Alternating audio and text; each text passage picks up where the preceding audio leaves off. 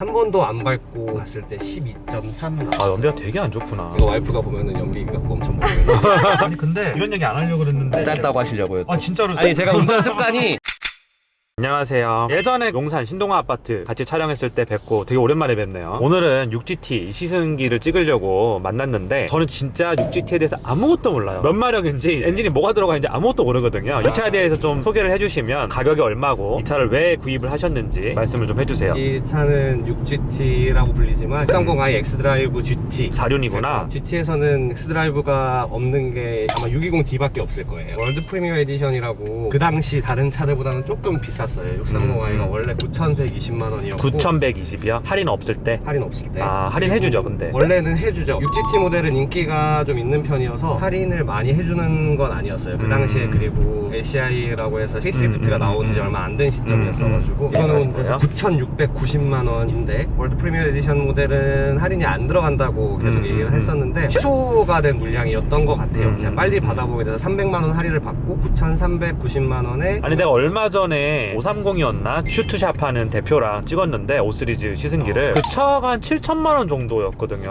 그렇죠. BMW 5 시리즈나 6 시리즈나 한 7천에서 8천 정도면 사는 차구나라고 전 생각하고 있었는데 9,300에 등치까지 하면 1억이다. 상당히 비싼 차네요. 1억이면 이제 포르쉐도 넘볼 수 있는 가격이고 3, 4천만 더 보태면 이제 S350D 신형도 이번에 살 수 있는 가격이고 이 차를 왜 사신 거예요? 1억이나 주고? 저희가 이번에 차 고를 때 아기를 위한 짐을 실을 공간이 있는 차 거기에 더해서 외제차를 타고 싶다. 옛날 부모님 차가 7 시리즈 7 시리즈였죠. BMW 좋아하시나봐요. 부모님이 어쨌든 결국 7 시리즈를 모셨으니까 BMW 익숙한 것도 있고 뭔가 아직 저는 BMW가 좀 더 좋더라고요. 1억 원이라는 돈을 지불하고 차를 살 때에는 굉장히 선택지가 많거든요. 국산차로 보면 GV80 풀옵션 해도 뭐 8천 정도밖에 안 하고 외제차를 봤을 때에도 벤츠라든가 이런 차들도 웬만한 차는 다 살 수 있거든요. 그 차들도 사실 수납 공간 넉넉하게 있거든요. 승차감도 괜찮고 주행질감이나 이런 거는 사실 크게 차이 안 날 것 같고 왜 이 차를 선택하신 거예요? 비슷한 질문을 이제 5 시리즈 사주분께도 하셨던데 답을 그때 내주셨더라고요. 차를 전문적으로 타지 않는 사람들 그냥 BMW가 좋아서 샀어. 그냥 난 BM이 좋다. 처음엔 사실 SUV를 사려고 했어요. 아까 얘기를 하다가 조금 끊겼는데 아무래도 짐 싣는다고 하고 애기 태운다고 하면은 안고 놓고 할 때 SUV가 차체도 높아서 좋고 짐도 훨씬 많이 들어간다고 기본적으로. 그래서 SUV를 보고 있었어요. 그래서 말씀하신 대로 그 가격대에서 저희가 봤던 게 X5, GLE, 카이엔. 그래도 1억이 넘는 차인데 남자 보긴 해야 되지 않겠냐. 강남 서초 쪽에 모여있는 데 가가지고 하루에 짜자작 다 봤어요. 의아하게 생각하실 분도 있겠지만 저희 와이프랑 제가 보기에는 뒷좌석이 왜 이렇게 좁지? 하는 생각이 들었어요. 제가 SUV를 타본 적이 없는데 차체가 높아서 그런지 앞이 막힌 듯한 답답한 느낌도 있었고 어쩌지 하고 있다가 와이프가 아무 생각 없이 옆에 이 차는 뭐야 이쁘다 하고 탄 게 6GT였어요. 스펙이라든가 이런 걸 고려하고 사신 거예요? 몇 마력이라든가 제가 운전을 과격하게 하거나 뭐 속도를 즐기고 이런 타입은 또 아니긴 하거든요. 네. 솔직히 크게 신경을 쓰진 않았지만 그래도 남자들 차 살 때 마력이나 이런 거 확인을 하잖아요. 아, 이 차 몇 마력이에요?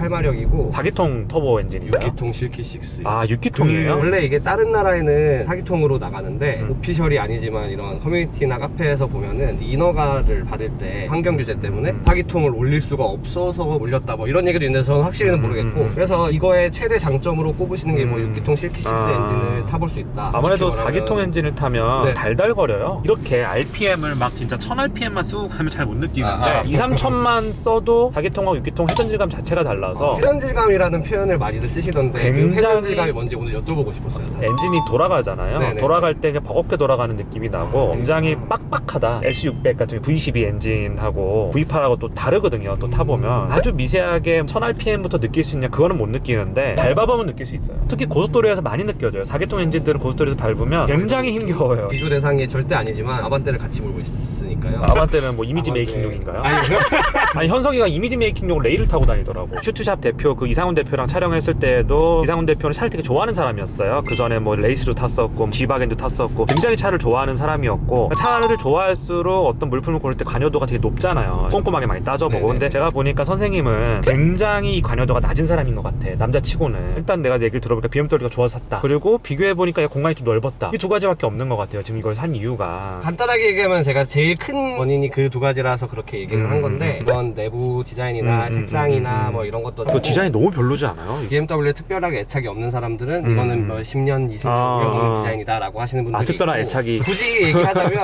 이제 아버지 차가 7 시리즈로 쭉 탔고 이게 똑같거든요 지금. 제가 오랫동안 탔던 차랑 똑같으니까 너무 좋아 죽겠다 이런 건 아니지만 솔직히 벤츠를 몰아봤거든요. 밟아보진 않았지만 타보긴 했는데 일단 제가 허리가 너무 아파요. 벤츠 시트가 그래요? 지금 시트를 안 제가 허리 디스크가 있는데 시트 각도 뭐 이런 것 때문인지 살짝 틀어져 있다는 얘기도 있고. 그때 한번 저한테 물어보셔서 GLB 보셨잖아요. 제가 강력하게 사지 말라 그랬잖아요. 예. 솔직히 저는 그때 여쭤봤던 게 제발 거부 의사를 표해주세요라고 여쭤봤던 그렇죠. 와이프가 조금 원했어서. 그럼 이 차를 오너로 지금 얼마나 타셨나요? 12월 14일 날 출고를 했고 5개월이나 됐구나. 3개월 정도는 제가 GOP에 있었어가지고 실질적으로 탄 거는 이제 2달 정도 됐는데 연비가 얼마나 나와요, 이거는? 이게 공인 연비는 9.3km고 저희 아버지 7 시리즈가 상당히 연비가 좋게 나왔었어요. 이 정도 대형 차종에 연비가 엄청 좋구나 라고 생각을 이미지가 있었는데 저는 그래서 공인 연비보다 많이 나올 줄 알았거든요. 제가 잘 타야 9.7 나오고 고속도로에서도? 에코프로로 놓고 어댑티브 크루즈 컨트롤 진짜 켜고 한 번도 안 밟고 갔을 때 12.3 나왔어요. 연비가 되게 안 좋구나. 이거 와이프가 보면은 연비 갖고 엄청 보여요.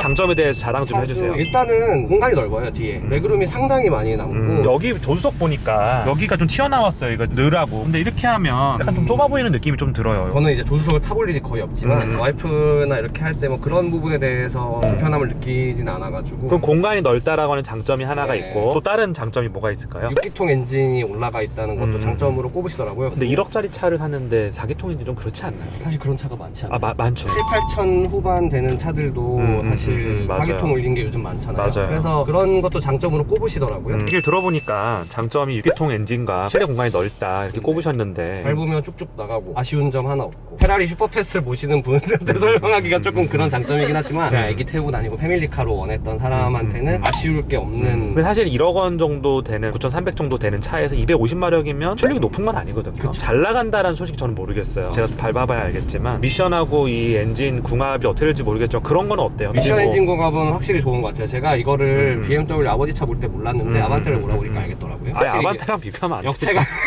아니 100마력 초반대 차랑 네. 비교하면 너무 잘 나가죠 사실.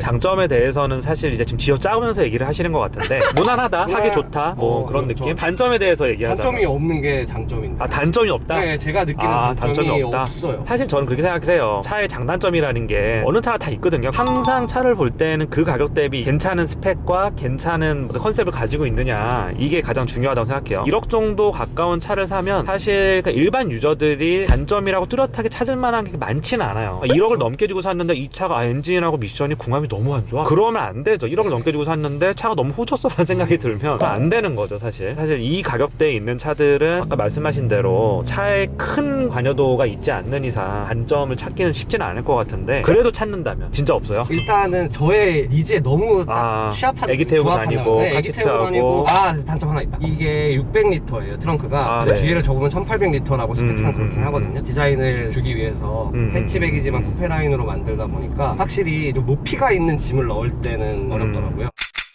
아니 근데 이런 얘기 안 하려고 그랬는데 짧다고 하시려고요. 또. 진짜로? 아니 제가 운전 습관이 조금 이렇게 타이트하게 있는 걸 좋아해서 그 530 사장님이랑 할 때 스포츠 플러스 모드가 없네라고 하셨잖아요. 네. 이것도 원래 없어요. 제가 코딩한 거예요. 코딩을 해서 이렇게 만들 수가 있어요? BMW 유저들은 사실 거의 모든 사람들이 코딩을 해요. HUD도 되게 잘 보인다. 헤드업 디스플레이는 사실 엄청난 장점이고 잠시만요. 세단보다는 높이가 높고 SUV보다는 낮은 정도라서 이런 식으로 조금 확 돌릴 때 롤이 없지는 않지만 그렇다고 해서 막 엄청 불안해가지고 잡아 돌리지 못하겠다 이런 느낌은 또 아니고요.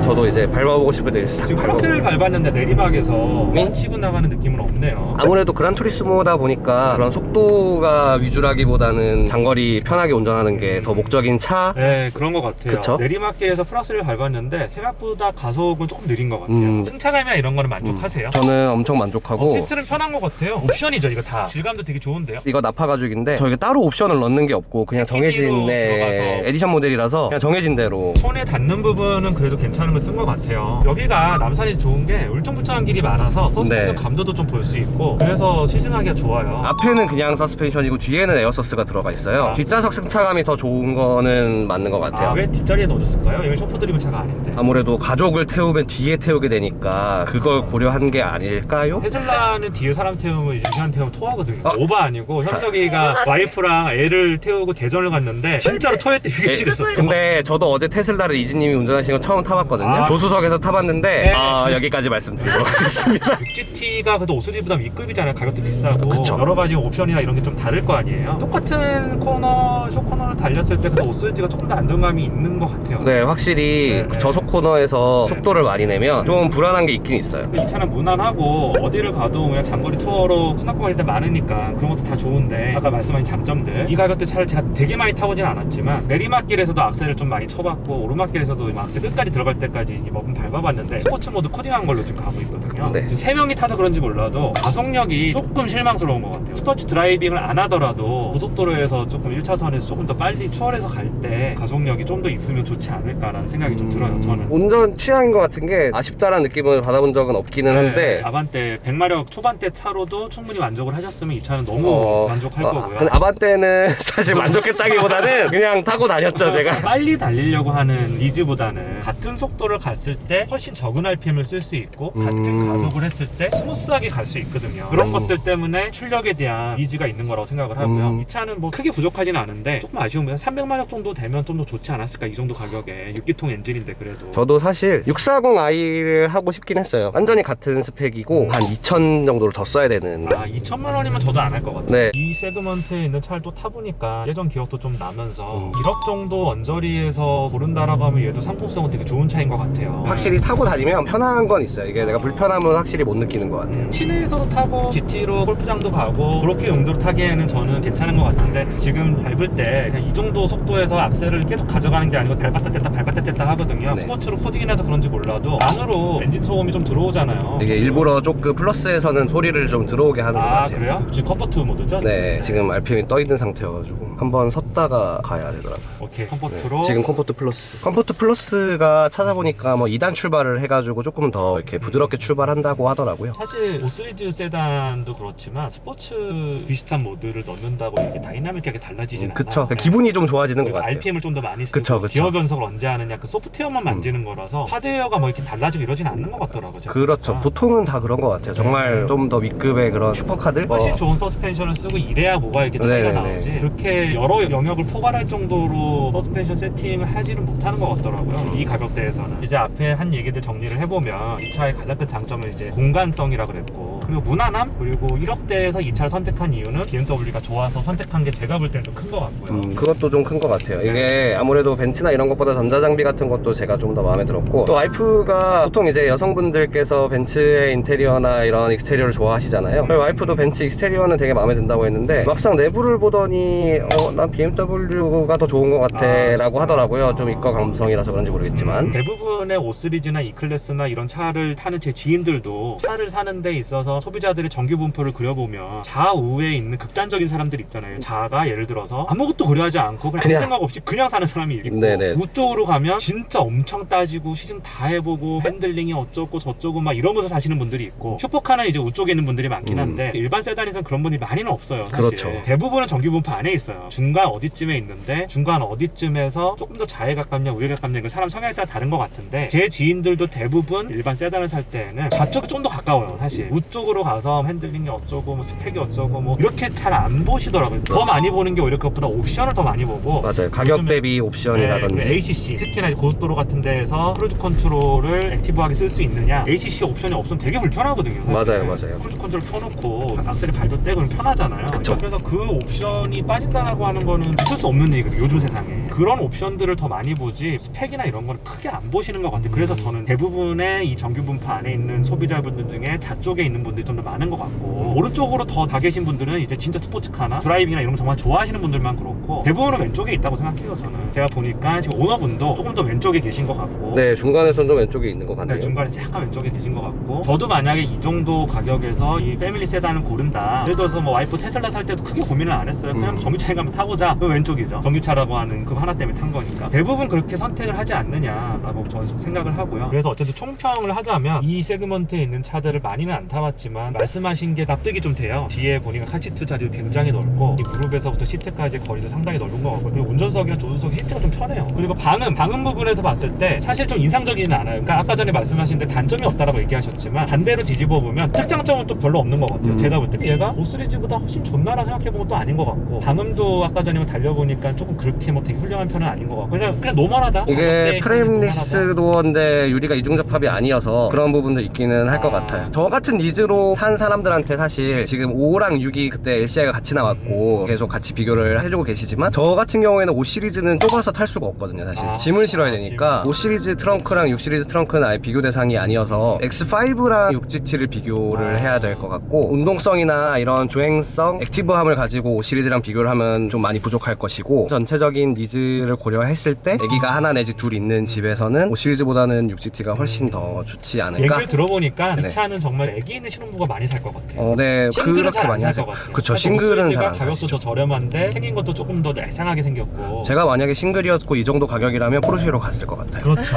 근데 이거는 정말 아이가 있는 집에서 좀 많이 살 것 같다는 생각이 드네요. 얘기를 들어보니까. 그런 세그먼트에서 보면 또 이 차가 충분히 또 납득이 가는. SUV는 싫지만 네. 세단에 가까운 느낌을 받으면서 짐도 많이 네, 싣고 네. 싶다. 이 정도 컨셉일 때 이 차가 매력이 있는 것 같아요. 딱 정확한 것 같아요. 총평이 됐나요? 네, 정말 이 차를 사는 데 있어서 이런 니즈, 이런 어떤 환경, 아이 하나 있고 신혼부부인데 5시리즈 타기에는 너무 좁고, 근데 이제 그것보다 훨씬 더 비싼 차를 타기에 조금 부담되고, 그랬을 때 이 가격대에서 이 차가 되게 매력적인 세그먼트죠. 왜냐하면 이 세그먼트가 더 없잖아요. 비교 차량이 없다는 게 진짜 비교 차량이 없어서 그래. 예를 들어서 뭐 비교 대상이 없어지고 좋다 이게 아니라, 우리나라가 슈팅 브레이크가 들어와 있는 것도 아니고, 이걸 V90cc 볼보랑 비교하시는 분들이 많은데 솔직히 가격 비교 많이 하시잖아요. 한 2-3천 차이 나기 때문에 가격 비교 대상도 아니기도 하거니와, 인터넷 같은 데서도 보면은 V90cc랑 6cc는 에이 아무리 그래도 급이 다르다 이거는 이런 식이거든요. 뭔가 갖다 붙이기가 다 애매해요. 그 세그먼트로 잘 공략을 하고. 네, 유일한 세그먼트고. 근데 이게 좀 안 좋은 소식은 한국, 중국에서만 인기가 있나 보더라고요. 유럽 사람들은 아예 해치백을 더 원한다는 그렇죠. 얘기가 있고, 한국 사람들 해치백 디자인 못생겼다고 싫어하잖아요. 그쵸. 근데 세단을 좀 더 원하지만 얘는 그냥 해치백이지만 억지로 봐주면 쿠페형 세단에 가깝다라는 외형을 들이밀 수 있으니까, 그래서 우리나라에서는 인기가 좋은 편인데 유럽이나 이런 쪽에서는 1시리즈 같은 그런 전형적인 해치백을 더 선호해서 잘 안 팔린다고 하더라고요. 그래서 2025년쯤에 단종될 거라는 얘기가 있어요. 오늘 선생님하고 재밌게 6GT 시승기를 찍고 있는데, 아까 전에 우리가 했던 얘기로 총평은 된 것 같아요. 이런 수요를 가지고 이런 니즈를 가지고 있는 사람이면 6GT를 사면 만족스러울 수 있겠다. 이 가격대에서 6GT는 또 6GT만의 딱 세그먼트 확실한 것 같아요. 저도 시승하면서 이게 즉흥적으로 와닿더라고요. 오늘 선생님 덕분에 6GT를 잘 시승했고요. 네, 오늘 시승기 여기서 마치도록 하겠습니다. 네, 감사합니다. 네.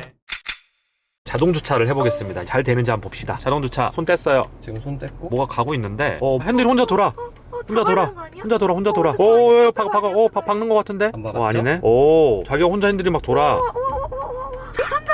오. 그러니까 이게 저는 사실 오, 자동차 왜 잘 되네. 오, 잘 되는데? 오, 되게 잘 된다, 이 이거. 정도 들어오고 나면 사실 그냥 풀어줘도 되잖아요. 아, 이 정도면 쓸만한데요? 네.